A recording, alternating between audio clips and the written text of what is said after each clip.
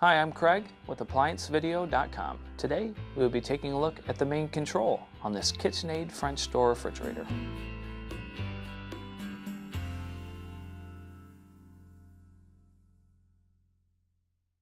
Stop. Before beginning any repair, always be sure to disconnect the power to the appliance. It is also recommended to test the outlet for the proper voltage. Remember to also turn off the water.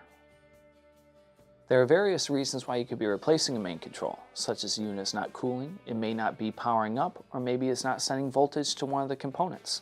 Now, click on the link below to view this repair video. ApplianceVideo.com guides you step by step, giving you the confidence to avoid recalls and callbacks, also saving time on repairs. Whether you're up against an uncommon repair or the latest appliance on the market, our videos have been created with you in mind. Our growing library of videos have been produced using our factory-certified technicians who have extensive infield experience over the past 30 years.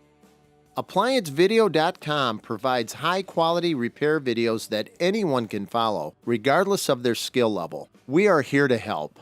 Click on the link below to view this repair video, and let us help you do it right the first time.